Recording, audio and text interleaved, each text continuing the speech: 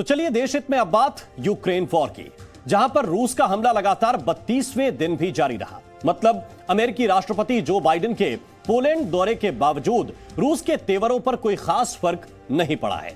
इस बीच यूक्रेन के राष्ट्रपति वोलोदिमीर ज़ेलेंस्की ने यूरोप को बड़े हथियार नहीं देने के लिए फिर से कोसा है। मतलब रूस के हमलों से यूक्रेन की हालत लगातार खराब हो रही है।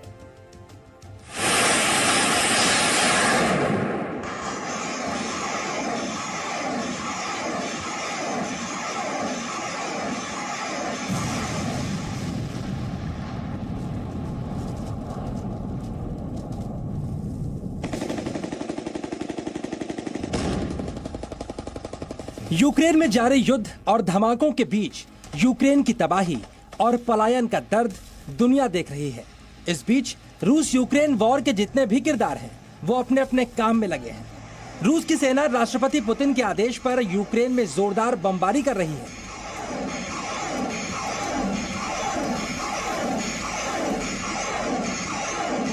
यूक्रेन के राष्ट्रपति वोलोदिमीर ज़ेलेंस्की अलग अलग वीडियो जारी करके दुनिया से मदद मांग रहे हैं। अमेरिका के राष्ट्रपति जो बाइडेन, जिनसे उम्मीद है कि वो युद्ध की आग को बुझाएंगे, वो अपने बयानों से पुतिन को भड़काते नजर आ रहे हैं। और इस बीच ज़ेलेंस्की जो कुछ नेटो और अमेरिका से मांग रहे हैं और बदले में उनको जो कुछ मिल रहा है उस पर नजर डालें तो लगता है यूक्रेन के आने वाले दिन और मुश्किल भरे हो सकते हैं। चलिए सबसे पहले देखते हैं बाइडेन जब पोलैंड के दौरे पर आए तो उन्होंने यूक्रेन को रूस के हमलों से बचाने के लिए क्या क्या किया। पोलैंड के दौरे पर आए जो बाइडेन ने देश में तैनात अमेरिकी सैनिकों से मुलाकात की, उनका हौसला बढ़ाया और उनसे यूक्रेन की जनता की बहादुरी की तारीफ की। इसके अलावा बाइडेन ने यूक्रेन से बड़ी संख्या में आए रिफ्यूजियों से भी मुलाकात की और उनकी कहानियां सुनकर, उनके हालात देखकर पुतिन को कसाई तक कह दिया। इसके अलावा पोलैंड की जमीन से बाइडेन ने पुतिन पर एक के बाद एक कई जुबानी बम फोड़े। Notwithstanding the brutality of Vladimir Putin, let there be no doubt that this war has already been a strategic failure for Russia already.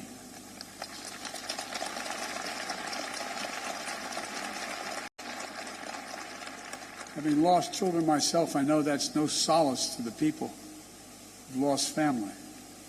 But he, Putin, thought Ukrainians would roll over and not fight. Not much of a student of history.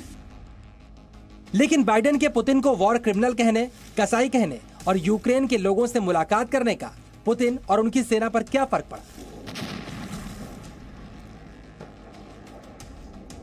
रूस की शक्तिशाली मिसाइलों से हो रहे धमाके बता रहे हैं पुतिन बाइडेन को सीरियस नहीं ले रहे, क्योंकि जिस वक्त बाइडेन पोलैंड में पुतिन को कसाई कह रहे थे, उस वक्त पोलैंड बॉर्डर से बमुश्किल 80 किलोमीटर दूर लवीव शहर में रूस की मिसाइलें कहर बरपा रही थीं।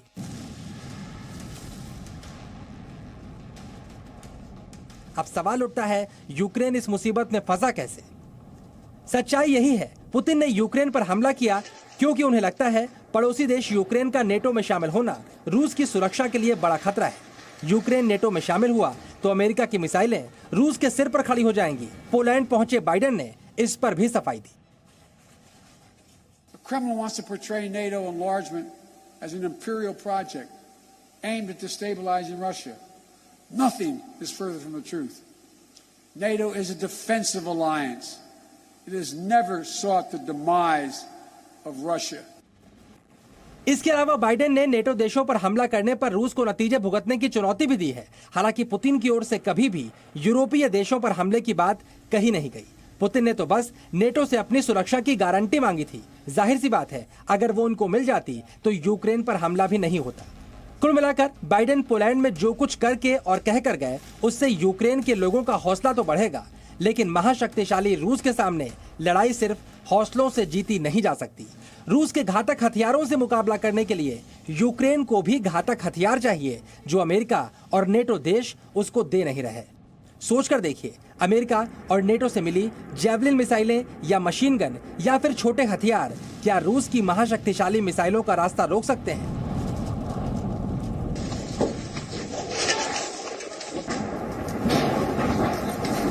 क्या क्या बंदूक लिए इन सैनिकों के पास रूस के घातक लड़ाकू विमानों का कोई जवाब है? यूक्रेन के राष्ट्रपति जेलेंस्की भी यही बात बार बार अमेरिका और नेटो देशों को समझा रहे हैं, लेकिन जेलेंस्की की ये बात ना तो बाइडेन को अमेरिका में सुनाई दी, ना ही यूक्रेन बॉर्डर के पास पोलैंड में बैठकर समझ आई। Ціна цієї безпеки – це дуже конкретно. Це літаки для України, це танки для нашої держави, це протиракетна оборона, це протикорабельна зброя, це те, що є у наших партнерів.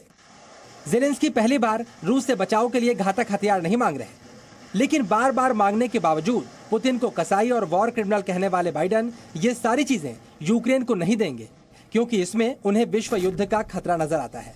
इसकी वजह इस बात का डर भी हो सकता है कि रूस जो अब तक यूक्रेन को तबाह कर रहा है, वो यूरोपीय देशों और अमेरिका पर भी हमलावर हो जाए, क्योंकि नेटो और अमेरिका ने जैसे ही अपने सुर कड़े किए, रूस ने अपनी परमाणु सबमरीन भी तैनात कर दी। इधर बाइडेन के भला बुरा कहने के बावजूद पुतिन ने खुद इसका कोई जवाब नहीं दिया।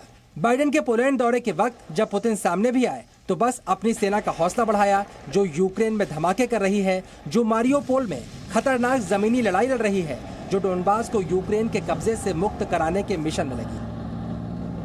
Созданная 6 лет назад, Росгвардия стала неотъемлемым, надежным звеном в единой государственной системе обеспечения законности и правопорядка, защиты прав и интересов наших граждан. पुतिन का ऑपरेशन यूक्रेन जारी है। रही बात बाइडेन की, तो पोलैंड आकर पुतिन को भला बुरा कहकर गए सुपर पावर अमेरिका के राष्ट्रपति इससे कड़ा संदेश रूस को दे भी नहीं सकते थे, क्योंकि रूस के खिलाफ यूक्रेन को बड़ी मदद का अंजाम उनको भी मालूम है। ऐसे में रूस की मिसाइलों और घातक हमलों का यूक्रेन की सेना को अपने जज्बे से ही मुकाबला करना होगा। Bureau report, ji media. Presenting B News app, available on Google Play and App Store. Download it now.